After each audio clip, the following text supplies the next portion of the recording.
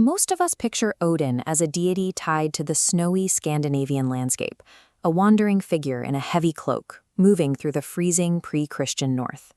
But Norse scholars like Snorri Sturluson recorded a different story, one containing a massive geographical contradiction. These ancient texts recorded in documents like this explicitly claim their chief deity was originally a human leader who migrated into Scandinavia from the east. Instead of naming a vague magical realm, the accounts point to real-world Eastern geographies: Turkland, near Asia Minor, the boundary river Tanais, now known as the Don, and a homeland called Assaland. This map traces the proposed route from the Black Sea up the Dnieper River and into Sweden. While it is common to assume medieval writers invented these locations for prestige, we have to consider the possibility that they were recording a literal map. By testing the archaeology along this corridor, we can see if the myth of Asgard survives as a preserved directional memory of a real historical migration.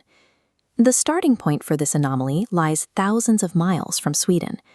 During the turbulent migration period between 250 and 500 CE, the Black Sea frontier was a volatile collision zone of moving populations. This photograph of riders crossing the vast steppe shows the environment that shaped this world, a hyper-connected nexus dominated by highly mobile, mounted cultures. This Sasanian rock relief, carving a king on horseback into stone, demonstrates the Eastern royal prestige flowing into that frontier.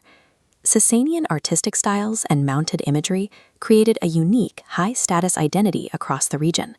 This environment allowed elite warbands, specialized ideologies, and mobile wealth to move along established trade networks, reaching far beyond the local frontier.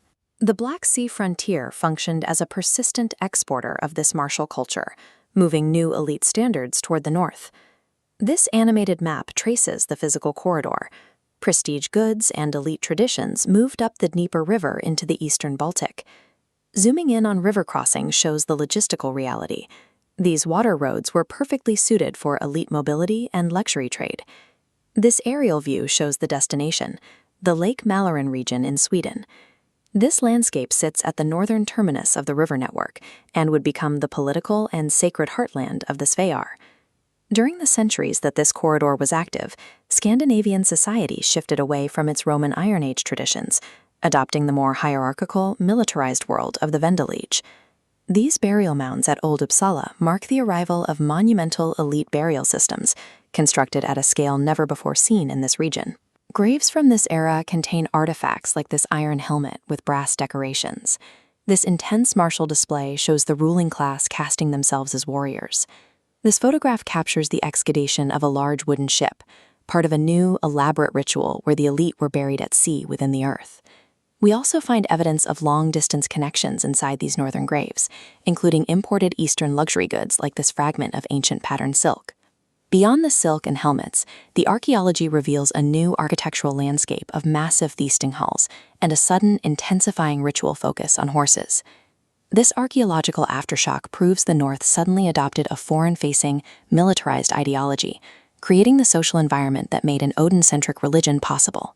This diagram shows the single point of convergence between three separate threads: the textual record of an Eastern origin, the physical geography of the river road, and the archaeological shift in Sweden. This convergence does not require us to prove a single man migrated. It shows that Scandinavia absorbed and reworked a specific elite ideology connected to the eastern frontier. To understand why this appears as myth, we have to look at how history contracts. Over centuries, a vast and complex historical landscape folds in on itself within the collective memory.